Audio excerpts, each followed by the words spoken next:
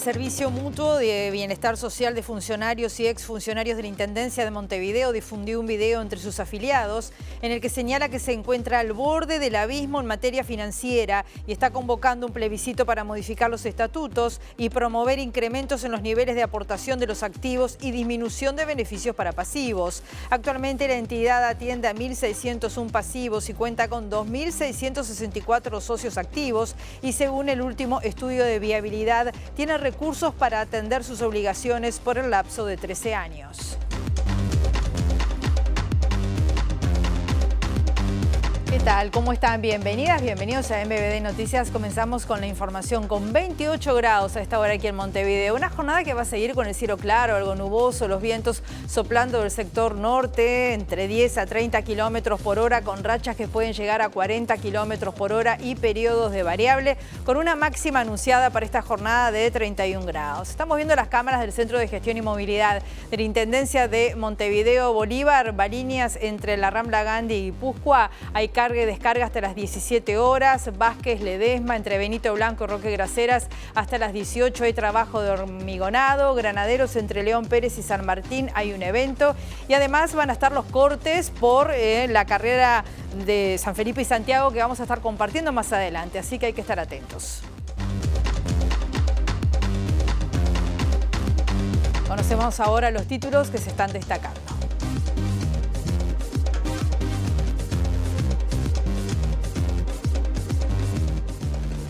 El ministro de Relaciones Exteriores, Mario Lubetkin, dijo que Uruguay está con las antenas altas, observando el alcance del acuerdo firmado entre Argentina y Estados Unidos para ver cómo puede beneficiar a nuestro país. Ana Pontón, portavoz del Bloque Nacionalista Gallego, sector de la izquierda política de la comunidad gallega, se reunió con el presidente Yamandu Orsi, con quien intercambió sobre el vínculo Uruguay-Galicia y el contrato firmado con el astillero gallego Cardama. En el Día Mundial de la Diabetes, el Hospital de Clínicas realizó una jornada de prevención y educación ofreciendo controles de glicemia y presión arterial. La Asociación de Magistrados del Uruguay se declaró en conflicto porque el proyecto de presupuesto quinquenal no contempla prácticamente nada de lo solicitado por el Poder Judicial, según dijo a MBD Noticias la presidenta de la gremial, María Elena Maynard. Desde la hora 22 de hoy y hasta la medianoche del próximo domingo se realizarán tareas de actualización del sistema de transporte metropolitano. La acción no tendrá impacto sobre el uso de las tarjetas físicas en los ómnibus que funcionarán con normalidad. Se realizará mañana la carrera San Felipe y Santiago, uno de los eventos deportivos más importantes de Montevideo, y su preparación y desarrollo implica algunos desvíos desde esta jornada. La largada de la competencia se realizará mañana a la hora 18:30 desde el Sofitel Carrasco en Rambla y Arocena, y la llegada será también en la Rambla a la altura de Quibón.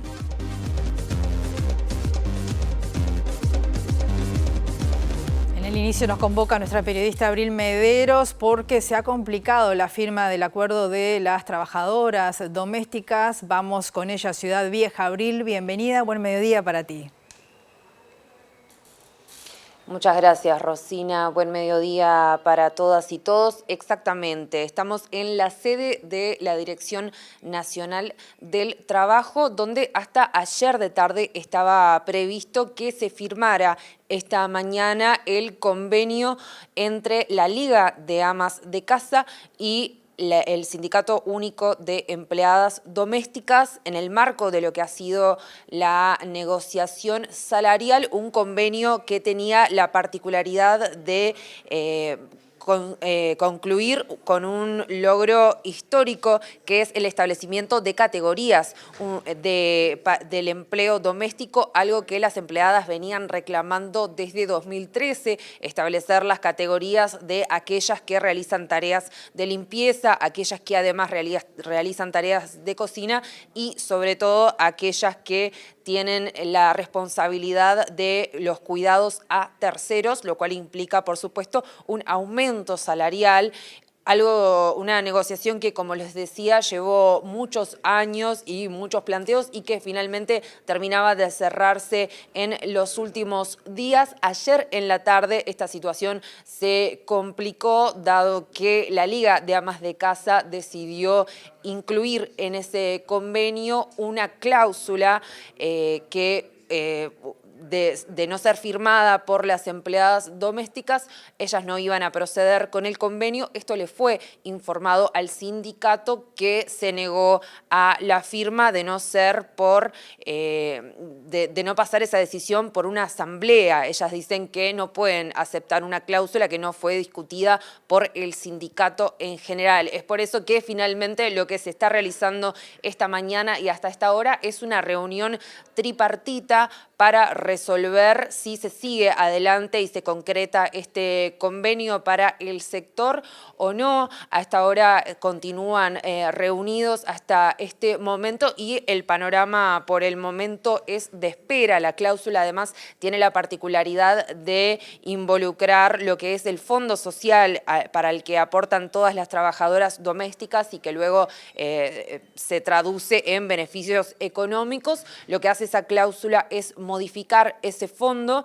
y por eso es que es tan importante que esta decisión pase por la asamblea. Les comento como un dato no menor, habían llegado muchas trabajadoras domésticas de todo el país el día de ayer para presentarse a firmar el convenio a modo de celebración que iba a realizarse hoy aquí en el Ministerio de Trabajo, y finalmente lo que están haciendo es participar de esta instancia tripartita que, según pudimos saber, bueno, una vez que finalice tendremos sí la palabra de la presidenta del Sindicato de Trabajadoras Domésticas para que nos cuente cuál es la situación, ya sea que se concrete o no el acuerdo. Vamos a estar convocándolos para entonces y ahora seguimos con ustedes. Muy bien, muchas gracias, Abril. El Servicio Mutuo de Bienestar Social de funcionarios y exfuncionarios de la Intendencia de Montevideo difundió un video entre sus afiliados en el que señala que se encuentra al borde del abismo en materia financiera y está convocando a un plebiscito para modificar los estatutos y promover incrementos en los niveles de aportación de los activos y disminución de beneficios para los pasivos. Actualmente la entidad atiende a 1.601 pasivos, cuenta con 2.664 socios activos y, según el último estudio actuarial de viabilidad, tiene recursos para atender sus obligaciones por el lapso de 13 años. La situación del servicio mutuo fue explicitada en un video ilustrativo que sus autoridades enviaron a todos los socios y beneficiarios. Lamentablemente, por primera vez en nuestra historia, debido a cambios demográficos y factores específicos que han afectado gravemente nuestra proyección a largo plazo, el último estudio anual dio como resultado una viabilidad de solo 13 años, lo que nos deja al borde del abismo. ¿Qué significa no contar con una viabilidad de 20 años o más? Implica el cierre total del funcionamiento del servicio mutuo, incluyendo la suspensión inmediata de pagos de jubilaciones y pensiones, como también la finalización de todos los servicios que se brindan. En el video se detallan los puntos que es necesario plebiscitar para tratar de encontrar una solución financiera de largo plazo. Los puntos a plebiscitar son reajustes de jubilaciones y pensiones, aportes de activos, habilitación para una eventual venta de los inmuebles Danae y Santiago de Chile, Casmu, reglamento de prestaciones y financiamiento, habilitar un tercer llamado en la Asamblea de Aprobación de Memoria y Balance con los asambleístas presentes, habilitar la reforma estatutaria con el 60% de los afiliados. Vamos a ampliar esta información con nuestro periodista Eduardo Delgado. Buen mediodía, Eduardo, ¿cómo estás? Bienvenido. Un gusto saludarte, Rossini. Para profundizar en este tema, estoy con el presidente justamente del Servicio Mutuo de Bienestar Social de funcionarios y exfuncionarios de la Intendencia de Montevideo, con Washington Rosa, para conocer, primero, Washington, ¿cómo se llegó a esta situación tan difícil que atraviesa este servicio? Bueno, buenas tardes. En realidad la situación es la misma que atraviesa todo el sistema previsional del Uruguay, donde cada vez tenemos más pasivos y menos activos en realidad. Entonces, bueno, llegamos al punto en el que tenemos que garantizar la viabilidad de la institución y para eso es que, trabajando con la actuaria y el resto de la directiva, llegamos a un plan que por lo menos nos da la viabilidad para seguir funcionando más de 20 años, que es lo que nos exige BPS para mantener en funcionamiento la institución. Contanos justamente cómo van a intentar viabilizar este plan que implica una consulta justamente a los socios de este servicio. Bien, según nuestro estatuto, nosotros tenemos que hacer la consulta a la masa social, que en este momento son unos 1.600 jubilados, más unos 2.650 activos, y el estatuto de nuestro establece hacer la consulta y necesitamos el 75% de votos afirmativos para la modificación de un estatuto con las medidas que pretendemos tomar, que son básicamente económicas y incluyen el aumento del descuento a los activos, por suerte en muy pequeña medida, para poner como un ejemplo, por cada 1.000 pesos que recibimos de descuento o aporte al servicio mutuo, son 50 pesos que va a incrementar el aporte del activo. Quienes se jubilen a partir de ahora y quienes se hayan jubilado después de 2022 no van a sufrir modificación en la prestación que se le paga. Sí, quienes se hayan jubilado antes, porque había una reglamentación que se les pagaba un plus, además del beneficio jubilatorio, y ellos van a sufrir una pequeña reducción en la prestación que se les paga. ¿Está previsto ya fecha para esta consulta? Sí, 3 y 4 de diciembre vamos a hacer la consulta popular mediante plebiscito. Estuvimos trabajando con la Corte Electoral también para aprobar el reglamento. Vamos a tener circuitos en la sede social acá, en Ejido 1235, 2 circuitos en el Palacio Municipal y circuitos que van a estar en cada sede de los municipios. Eso por ahora no está 100% confirmado, pero ya la mayoría de los municipios nos han confirmado. Vamos a tener horarios de votación en la sede central, un horario más extenso, de 8 a 19, y en la parte de locales externos, tanto Palacio como las sedes de municipios, será en un horario más acotado de funcionamiento de los locales, que será de 10 a 16, esas 6 horas que es el horario normal de funcionamiento. Y por último te consulto si los pasivos se están cobrando normalmente, digamos, y qué pasa con los aportes que realizaron los pasivos, algunos durante muchos años además. Sí, sin dudas. Por eso la diferencia de que el problema que estamos teniendo no es de liquidez del servicio. Nosotros en este momento estamos cumpliendo con todo el pago de pasividades, seguimos otorgando los préstamos, seguimos teniendo la colonia de vacaciones, estamos pagándole a los funcionarios, estamos con todas las cuentas al día y la economía saneada, por decirlo de alguna manera. Y justamente estas medidas que se pretenden tomar y aprobar mediante esta consulta son para garantizar los ahorros de todos los afiliados, dentro de los cuales yo también estoy, con 20 años de antigüedad, y garantizar, sí, poder tener una jubilación y un complemento digno por muchos años. Muchas gracias por estos minutos, muy amable. Muchísimas gracias a ustedes. Rosina, de la palabra Washington Rosa, presidente del Servicio Mutuo de Bienestar Social, de funcionarios y exfuncionarios de la Intendencia de Montevideo, dando cuenta de esta situación y de las alternativas para buscar una solución. Muy bien, muchas gracias Eduardo. Nos convoca nuevamente Abril Mederos desde el Ministerio de Trabajo. Abril, adelante. Gracias, Rosina. Sí, bueno, como anticipábamos, ya finalizó esta instancia tripartita entre la Liga de Amas de Casa y el Sindicato Único de Trabajadoras Domésticas en el marco de esta firma del convenio laboral para este sector que finalmente termina la jornada sin firmarse. Hay un cuarto intermedio hasta la semana que viene. Acaba de finalizar esta instancia inicial y tenemos ya la palabra de la presidenta de este sindicato, Laura Rivero. Muchas gracias por charlar con nosotros este mediodía. ¿Cuál es la situación? Porque hasta ayer este convenio se firmaba. ¿Qué fue lo que pasó? Bueno, llegamos acá nosotros con toda la disponibilidad, con compañeras del interior del país que viajaron kilómetros y kilómetros para poder firmar el convenio, con las categorías incluidas, cosa que salió a la prensa de parte de la Liga de Amas de Casa. Y bueno, nos encontramos con que salió algo, incluyeron una cláusula más que no se había debatido en la mesa de negociaciones previamente.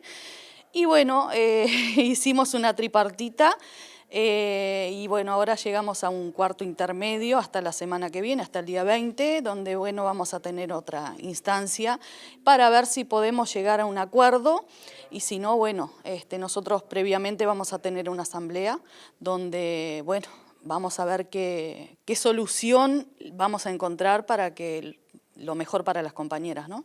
A ustedes les avisaron ayer de esta cláusula. ¿En qué consiste, para que quede claro, este convenio colectivo que incluye una categorización que es importante para ustedes? ¿Y qué cambiaría esta cláusula recientemente agregada? En realidad es una moneda de cambio, en realidad es cambiar categorías por el fondo social que tenemos. Nosotras en realidad el fondo social no lo queremos tocar. En realidad el fondo social se puso sobre la mesa en la primera negociación, o sea, en la primera ronda de negociación. Después se habló muy poco. Luego no se siguió debatiendo y los borradores del acuerdo se siguieron enviando, se envió a Jurídica y el día jueves, el día miércoles a la noche, nos mandan el último borrador, después que ya había pasado por Jurídica, con la cláusula, con el Fondo Social. Nos parece algo bastante bajo de la otra parte, así que por eso hoy estamos en esta situación. Horas y horas pasamos debatiendo, pero vamos a ver en qué situación quedamos, ¿no? Cuando decís tocar el Fondo Social, ¿se habla de eliminarlo? No, en realidad el Fondo Social es un fondo que tenemos las trabajadoras y la Liga de Amas de Casa en conjunto, que lo firmamos en 2016.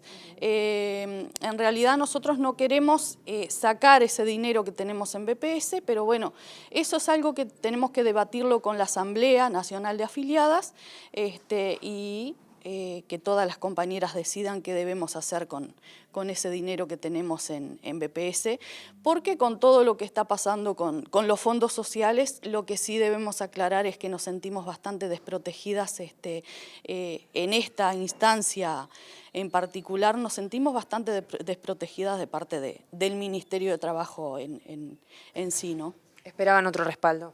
Esperábamos más respaldo del Ministerio, pero así son las cosas. Muchas gracias, Laura.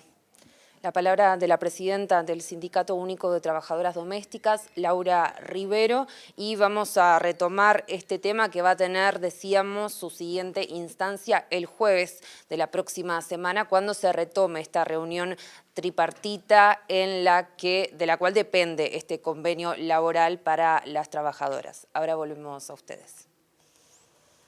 Muchas gracias, Abril. El ministro de Relaciones Exteriores, Mario Lubetkin, dijo que Uruguay está con las antenas altas, observando el alcance del acuerdo firmado entre Argentina y Estados Unidos para ver cómo puede beneficiar a nuestro país. El jerarca dijo que los equipos técnicos del Ministerio de Economía y Finanzas van a analizar qué oportunidades se le abren a Uruguay con Estados Unidos a partir de este acuerdo suscrito por Argentina.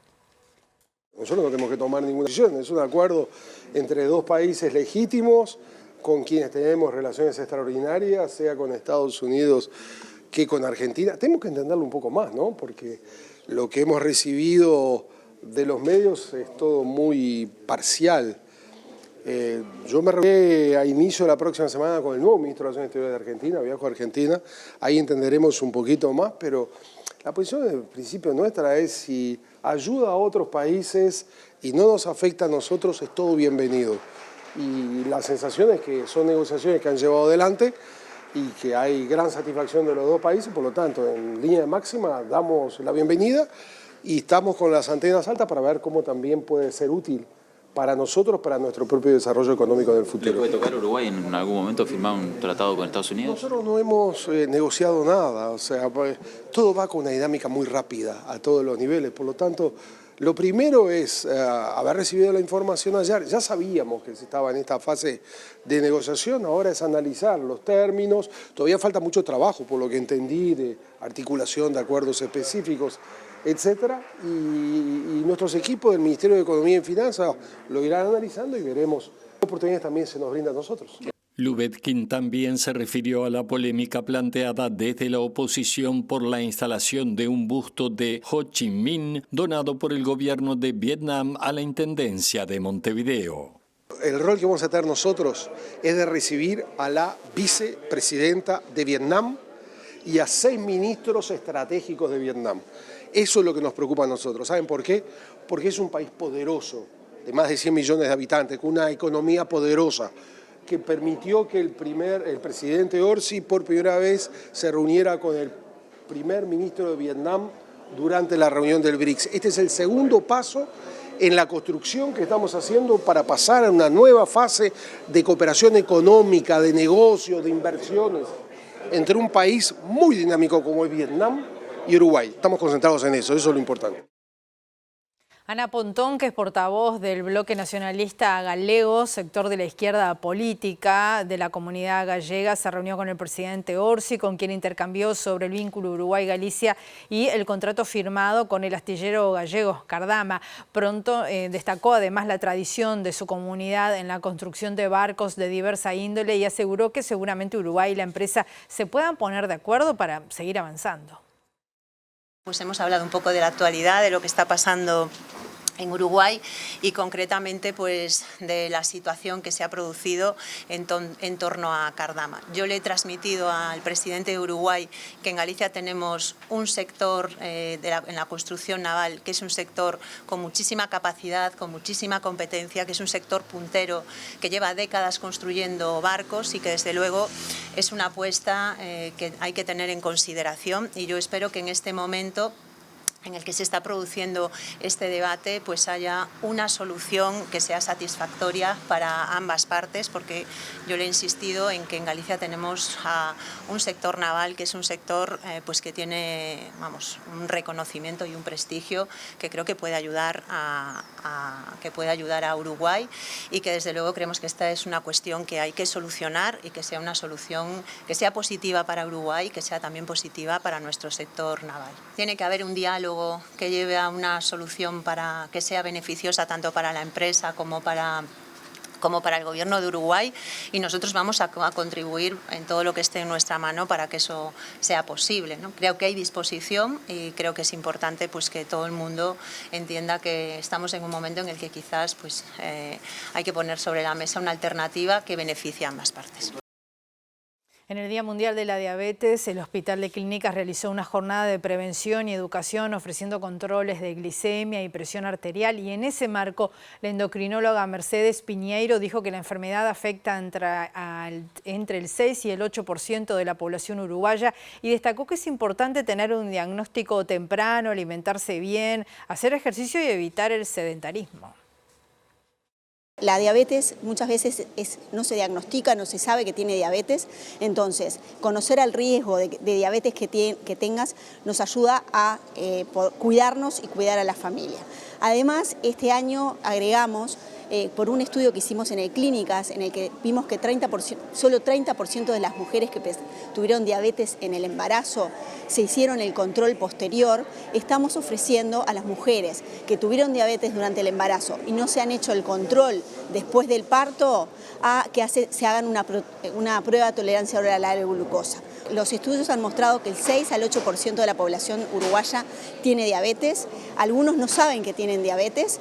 La diabetes afecta a más de 600 millones de personas en el mundo y en realidad mucha gente en la diabetes tipo 2 no sabe que tiene diabetes, pasa desapercibida, por eso es importante en realidad pesquisarla.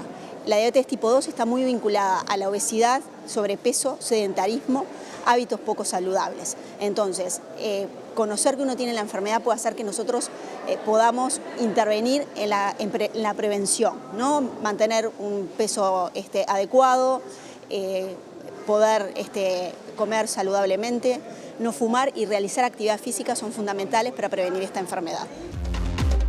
Segundo bloque de MBD Noticias, continuamos con la información con 28 grados a esta hora aquí en Montevideo. La Asociación de Magistrados del Uruguay se declaró en conflicto porque el proyecto de presupuesto quinquenal no contempla prácticamente nada de lo solicitado por el Poder Judicial, según dijo a MBD Noticias la presidenta de la gremial, María Elena Maynard. Los jueces denuncian que la falta de recursos hace poco atractivo el ingreso de personal al sistema de justicia, provoca mayores demoras en la atención de casos y además genera incumplimientos legales, como por ejemplo con la ley de violencia basada en género por la no creación de juzgados especializados.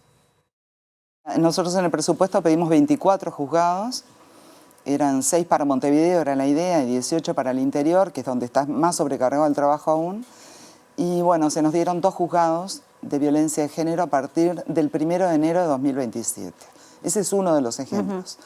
Después no se contempla nada, o sea, ninguno de los pedidos prácticamente que realizó la Corte en nombre de todos los gremios del Poder Judicial se contemplan en presupuesto.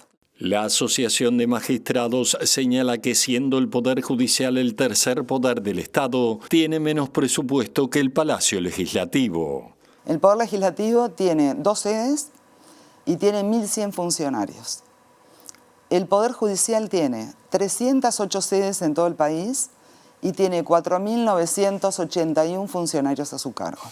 Y tiene que manejarse con un presupuesto que es inferior al del Poder Legislativo. Otra cosa que ayer señalaba el doctor Pérez, por ejemplo, es el tema de los sueldos. Cualquier administrativo en el Poder Legislativo gana más en comparación que un técnico informático o un psiquiatra en el Poder Judicial. Entonces, obviamente, el Poder Judicial no resulta atractivo.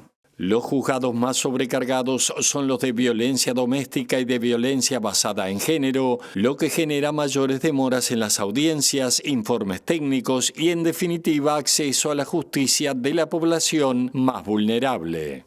Un juez de familia especializada en Montevideo recibe en el turno, que son 7 días de turno, recibe entre 50 y 60 llamadas de la policía comunicándole casos, ¿sí? 50 o 60 llamadas. O sea, es imposible atender a 50 o 60 problemas en el día o audiencias. Suponete que tuviera que señalar 50 audiencias, no puede. El presidente de la República, Yamandu Orsi, visitó la planta Nordex, ubicada en el barrio Colón de Montevideo, que hace 3 meses sufrió un incendio en la estructura de los depósitos. El mandatario estuvo acompañado por los ministros de Industria, Fernanda Cardona, y Trabajo, Juan Castillo, quienes destacaron la pronta reactivación de la fábrica. La ministra Cardona celebró que a 3 meses del siniestro la planta esté operativa, con la línea de producción en funcionamiento y el retorno confirmado de todos los trabajadores. Cardona destacó la habilitación del uso de la planta de Yasaki en Canelones y la importancia para el país del funcionamiento pleno de esta planta industrial en la que se desempeñan unos 800 empleados. En ese sentido afirmó que más del 95% de los vehículos de diferentes marcas que elabora se exportan a Chile, Argentina y Brasil, resaltando que un porcentaje muy alto de la producción se realiza de manera artesanal y les va bien, afirmó. El ministro de Trabajo, Juan Castillo, por su parte explicó que se implementaron mecanismos para evitar pérdidas en los ingresos de los trabajadores como beneficios sociales. También valoró su participación en los cursos de capacitación impartidos por el Instituto Nacional de Empleo y Formación Profesional, INEFOP, durante el periodo de inactividad de la firma.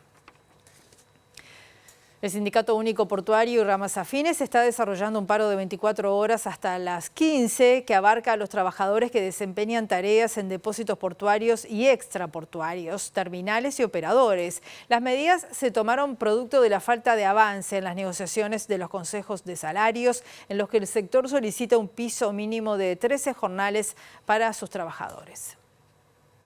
El conflicto que fue hace 2 semanas fue con una empresa en particular, que fue con la empresa especializada en contenedores. El sindicato portuario nuclea 39 empresas, entre depósitos y operadoras portuarias.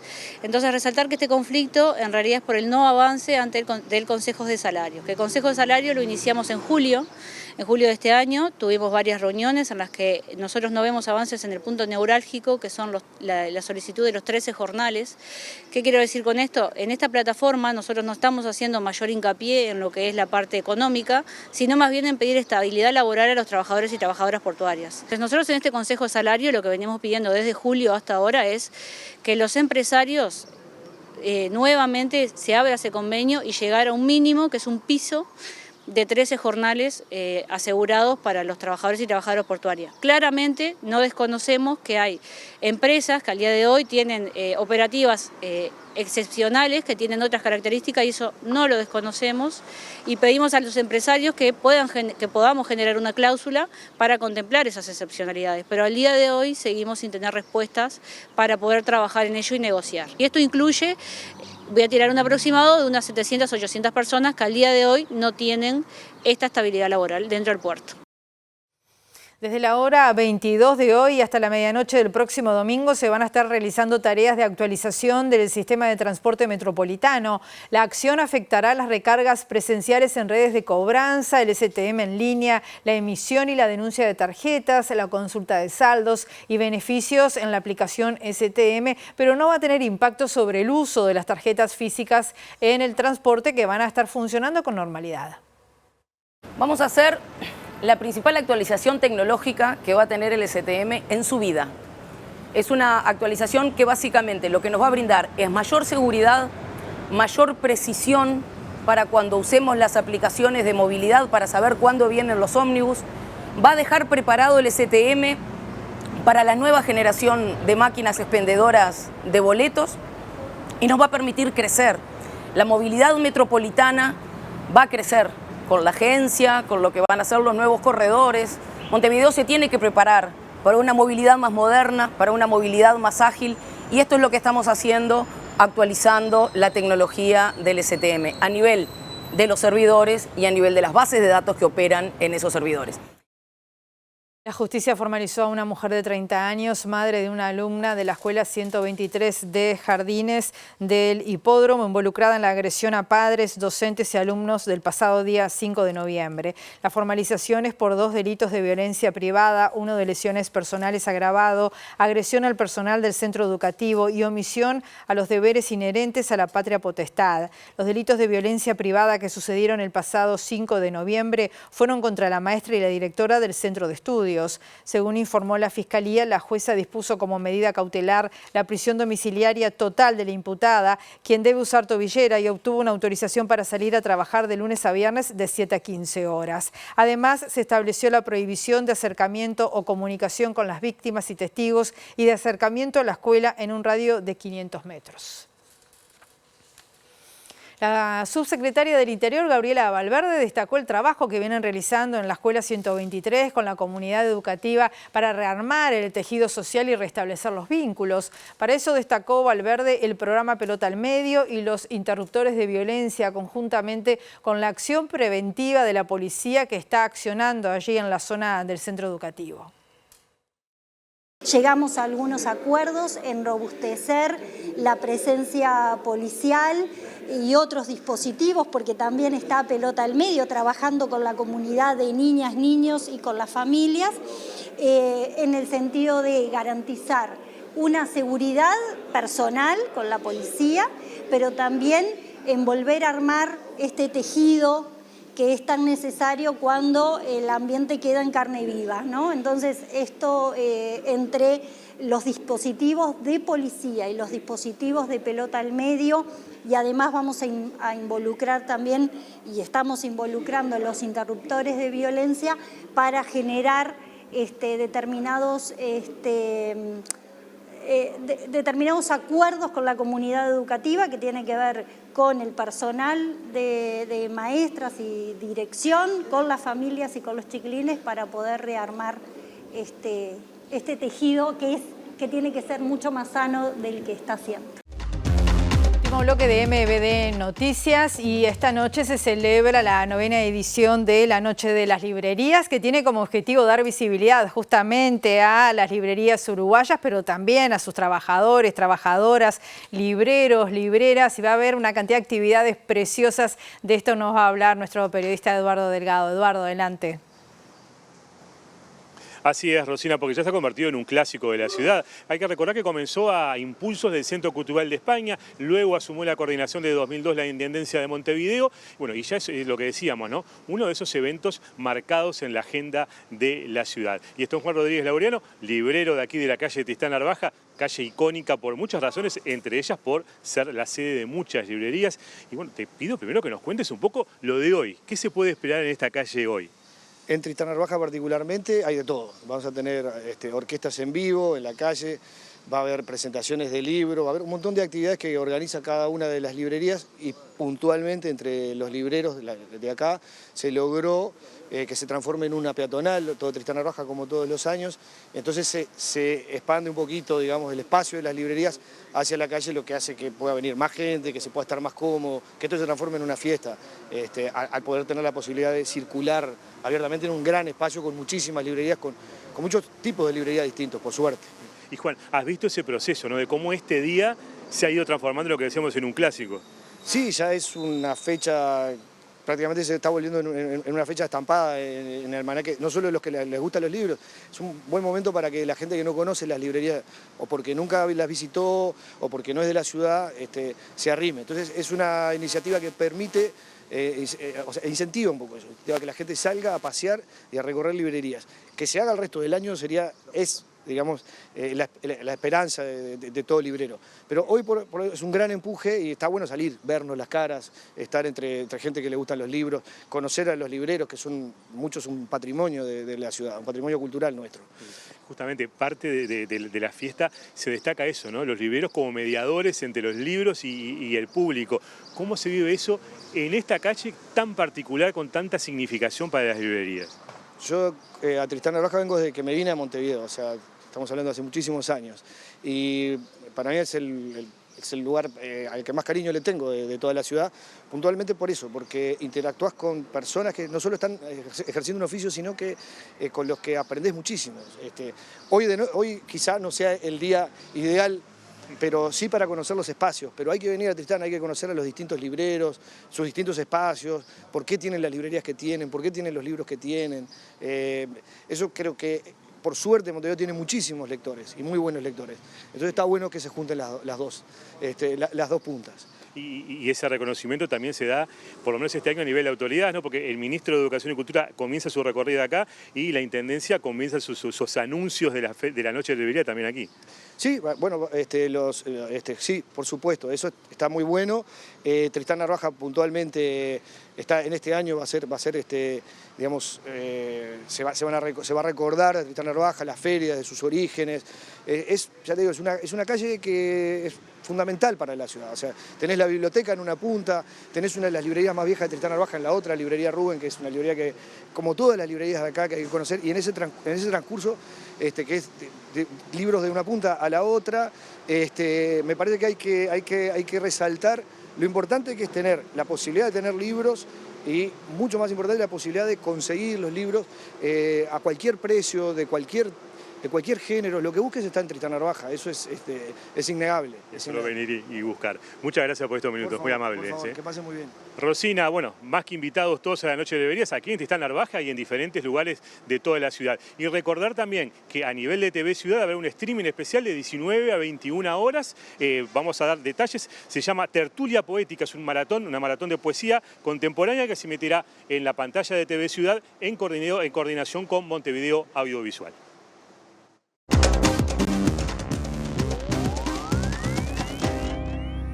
Los viernes son días de columna internacional y ya recibimos a Alejandro Gabar. Bienvenido, Ale, adelante. ¿Qué tal, Rosina? Buen mediodía. Bueno, fin de semana, o mejor dicho, domingo de elecciones en Chile, una jornada muy especial donde se aguarda con mucha expectativa el desenlace de, ahora vamos a ver, esta carrera electoral que se está desarrollando en Chile, y también habrá un referéndum y una consulta popular en Ecuador con un tema particularmente urticante, que es el regreso de las bases militares, probablemente las de Estados Unidos a Ecuador. Pero comencemos con Chile. 8 candidatos, 15 millones de chilenos están habilitados para votar en una elección que tiene varias particularidades.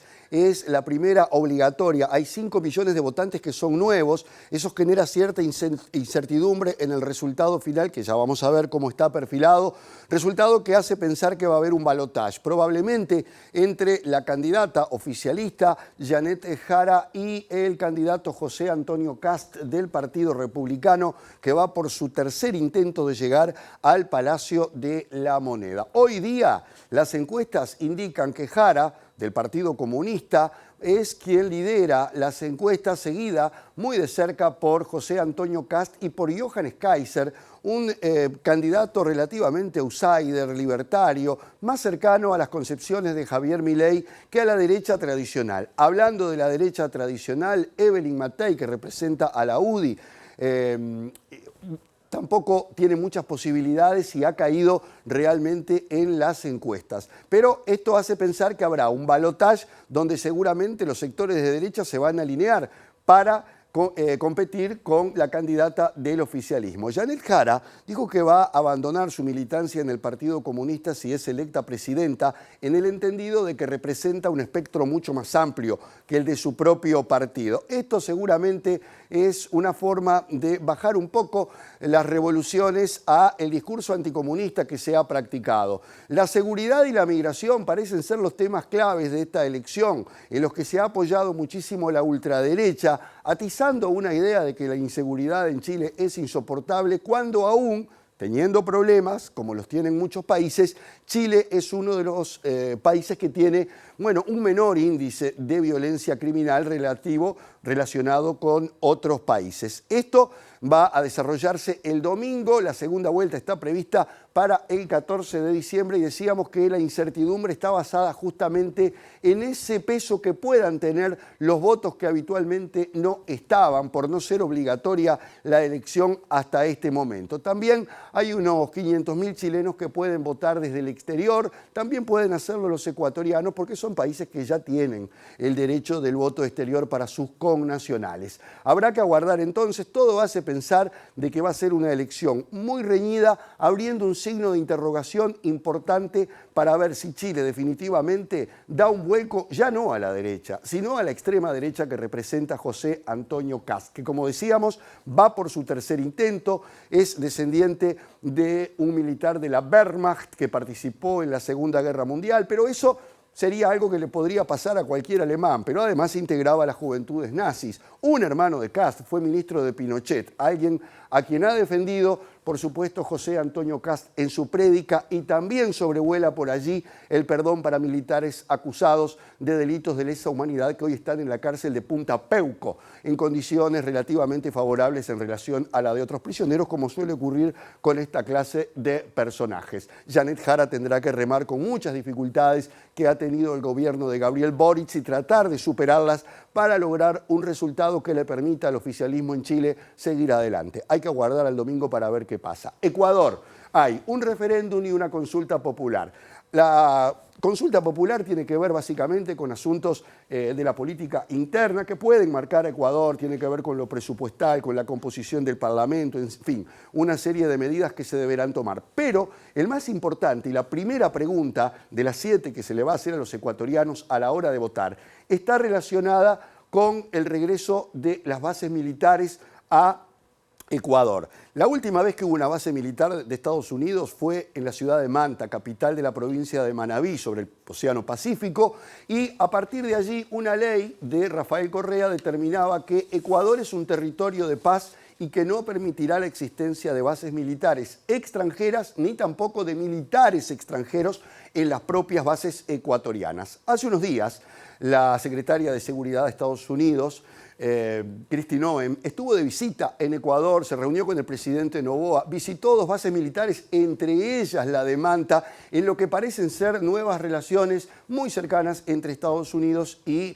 Ecuador, sobre todo con el gran pretexto de combatir la violencia del narcotráfico y demás. Bueno, lo que se le propone a los ecuatorianos es que deben decidir, o sea, lo único que se mantiene de lo que planteó Correa es que Ecuador es un territorio de paz. Todo lo otro se borraría y entonces quedaría habilitada la posibilidad de la instalación de bases extranjeras. Cuando hablamos de instalación de bases extranjeras en Latinoamérica, sabemos que hablamos de bases de Estados Unidos, que está en una ofensiva, entre comillas, importante para ganar terreno en Latinoamérica y en este caso con los gobiernos que le son más afines, como puede ser el de Daniel Noboa, como lo es el de Javier Milei, como seguramente lo va a ser el del nuevo presidente boliviano Rodrigo Paz o el propio presidente de Paraguay, Santiago Peña. Y esperemos a ver qué pasa el próximo domingo en Chile para saber cómo se va reconfigurando el mapa político de este continente. Muchas gracias, Ale. Hasta luego. Y nosotros los invitamos, como siempre, a que nos acompañen en nuestra edición central hoy a las 18:30 horas o el próximo domingo a las 19 horas. Que pasen muy bien. Hasta luego.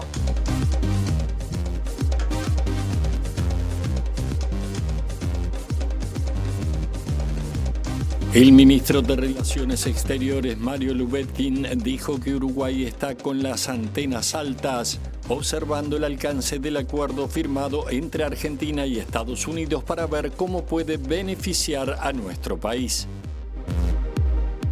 Ana Pontón, portavoz del Bloque Nacionalista Gallego, sector de la izquierda política de la comunidad gallega, se reunió con el presidente Yamandu Orsi, con quien intercambió sobre el vínculo Uruguay-Galicia y el contrato firmado con el astillero gallego Cardama.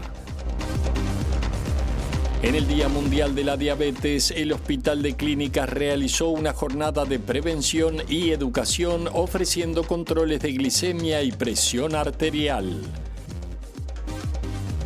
La Asociación de Magistrados del Uruguay se declaró en conflicto porque el proyecto de presupuesto quinquenal no contempla prácticamente nada de lo solicitado por el Poder Judicial, según dijo a MBD Noticias la presidenta de la gremial, María Elena Maynard.